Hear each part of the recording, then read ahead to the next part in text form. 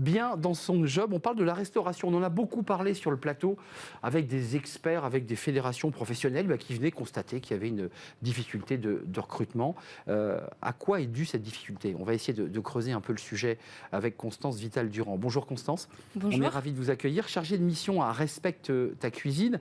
On va revenir sur le travail que vous faites auprès des restaurateurs avec cette charte, ces valeurs, ce label.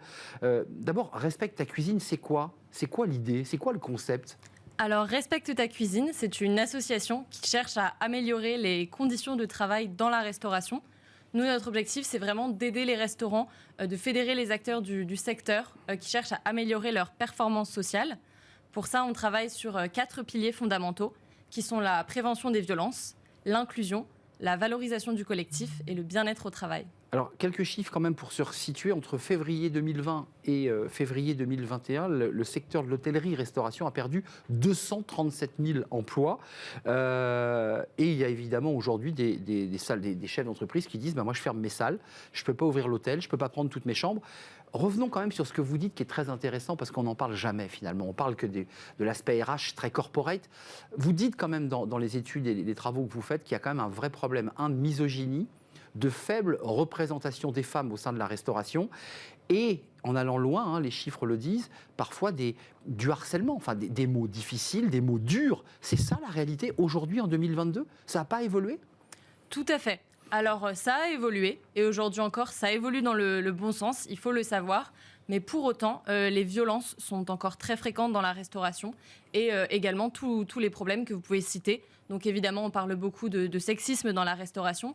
Ce qu'on voit, c'est que alors que dans les écoles hôtelières et de cuisine, on a une parité, on a 52% de filles, donc un peu plus de filles. Au fur et à mesure qu'elles montent dans leur carrière, il y a un plafond de verre auquel elles se heurtent et qui fait que beaucoup de femmes aujourd'hui n'arrivent pas à devenir chefs, sont invisibilisées.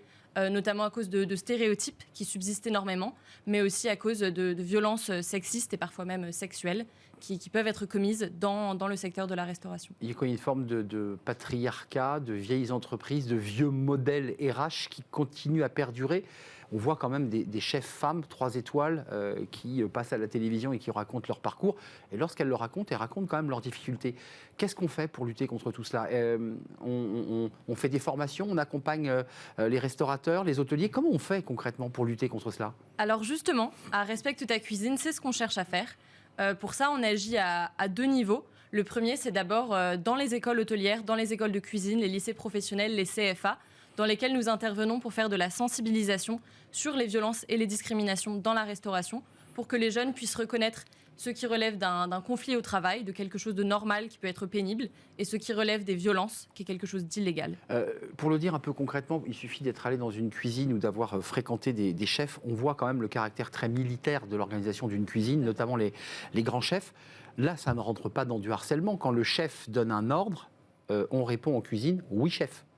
Tout à fait. Là, il n'y a pas de harcèlement, on est d'accord? Bien sûr. Le harcèlement va être caractérisé à partir du moment où il y a une répétition de comportements qui portent atteinte à la dignité d'un salarié ou qui peuvent altérer sa santé mentale ou compromettre son avenir professionnel. Donc en effet, une fois, un chef qui crie sur quelqu'un, ça arrive. Tout le monde peut perdre son sang-froid. En revanche, un chef qui crie sur quelqu'un de façon régulière, qui insulte quelqu'un régulièrement, c'est du harcèlement moral. Oui, c'est Cauchemar en cuisine. C'est l'émission qu'on voit parfois, où d'ailleurs, vous avez vu, l'émission elle-même utilise un présentateur chef cuisinier qui il peut lui arriver de hurler. Enfin, je ne sais pas, vous intervenez sur cette émission, enfin, ça crée un décalage. C'est exactement orthogonal à ce que vous nous racontez. Tout à fait. Alors, par ailleurs, si je peux me permettre, Cauchemar en cuisine, c'est une partie du problème. Il y a aussi Cauchemar en salle qui pourrait exister, puisqu'on a aussi beaucoup de violences qui peuvent arriver dans la salle. 2 à 3 arrêts maladie par an pour les gens en restauration et en salle. Ça veut dire qu'il y a un taux, évidemment, d'arrêt maladie qui est colossal. Comment on fait? Vous portez des valeurs, des restaurateurs socialement engagés.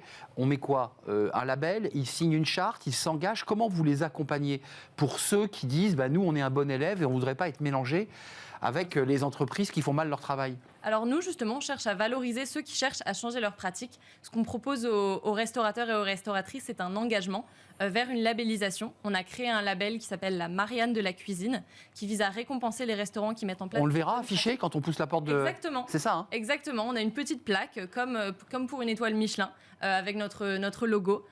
qui justement permettra de reconnaître les restaurants qui mettent en place des bonnes pratiques, dans lesquelles le personnel est bien traité. En tout cas, pour vous, en tout cas, cette question des valeurs que vous faites signer à ceux qui vont accrocher la Marianne, c'est essentiel pour redonner de la vitalité au secteur, parce qu'il va très très mal ce secteur.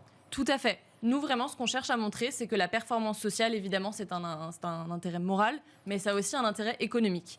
C'est l'une des clés pour lutter contre l'absentéisme, c'est l'une des clés pour fidéliser les équipes, c'est l'une des clés pour recruter plus facilement. Avant de nous quitter, c'est le thème que vous avez un peu soulevé d'ailleurs dans le...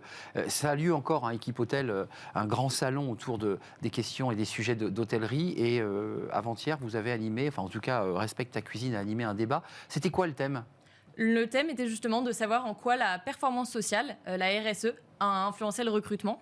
Et ce qu'on a vraiment cherché à montrer, c'est qu'aujourd'hui, les restaurateurs et les restauratrices qui ont une bonne performance sociale recrutent beaucoup plus facilement. Concrètement, c'est lent quand même le secteur sur lequel vous vous êtes penché à travers l'hôtellerie, la restauration. J'ai le sentiment que les choses sont plus difficiles encore en restauration qu'en hôtellerie, que la sociologie même de ceux qui possèdent ces entreprises n'est pas la même. C'est assez vrai. La restauration a beaucoup une histoire qui fait aussi que voilà, c'est un secteur qui peut avoir du mal à changer. Pour autant, on voit vraiment cette volonté, notamment avec de nouvelles générations qui arrivent sur le marché du travail. Pour les jeunes, aujourd'hui, c'est prioritaire d'avoir des bonnes conditions de travail. Nous, c'est vraiment ce qu'on observe en faisant des sondages auprès des étudiants. Qu'est-ce que vous conseillez aux salariés ? Parce que, évidemment, on parle mal une fois, on parle mal deux fois. Qu'est-ce qu'on fait ? On pose le plat et on quitte l'entreprise, on appelle l'inspection du travail. Comment on fait ? Parce que quand on est salarié, on a besoin de son salaire et parfois, on est obligé de subir des choses qui ne sont pas acceptables. Alors, ce qu'on peut faire, c'est d'abord chercher à avoir un dialogue en interne, si possible. Essayer de parler du fait que certains comportements sont problématiques et bien faire se rendre compte à ceux qui les ont que ce sont justement des problèmes. Ce qu'on peut faire également, c'est évidemment porter plainte dans le cas où il y a des comportements qui sont illégaux. Et troisièmement, évidemment, il ne faut pas hésiter à démissionner si besoin. La santé mentale, la santé physique, ça passe avant le fait de trouver un travail. D'autant plus qu'aujourd'hui, la restauration étant un secteur en tension, évidemment, on peut retrouver du travail relativement facilement. Ce label qu'on pourra afficher un peu comme on en voit beaucoup entre le Goemio et tout ce qu'on peut afficher, maître hôtelier ou maître restaurateur, Respecte ta cuisine, combien de restaurants là ont déjà signé la charte et affiché ce logo ? Alors pour l'instant, on a un premier restaurant qui a été labellisé en septembre, la marque Oiseau d'Éric Guérin, exactement. Mais on a plusieurs restaurants qui sont lancés dans la première étape, l'auto-évaluation, qui sont des questionnaires en ligne pour savoir où on en est dans sa performance sociale et comment l'améliorer. Donc ça veut dire que c'est aussi pour vous une forme de certification ? Tout à fait. Ça peut aller jusque-là ? Tout à fait. Merci Constance Vital-Durand d'être venue nous rendre visite. C'est un vrai plaisir de vous accueillir. Chargée de mission à Respect ta cuisine, c'est très simple. Vous êtes restaurateur, vous dirigez un grand groupe ou une petite entreprise. Allez donc jeter un œil sur ce site et peut-être même vous faire labelliser parce que c'est de ça dont il est question. C'est un label RSE, Respect ta cuisine. Merci de nous avoir rendu visite. On tourne une page. Là, on va parler d'un sujet évidemment qui est lié au droit du travail. Vous avez entendu Elon Musk, enfin en tout cas lu Elon Musk qui a annoncé le licenciement de la moitié de ses collaborateurs, des collaborateurs Twitter dans le monde. Ça impacte les Français. Que dit le droit exactement sur ce sujet ? On en parle tout de suite dans cette rubrique exceptionnelle Smart et Réglo.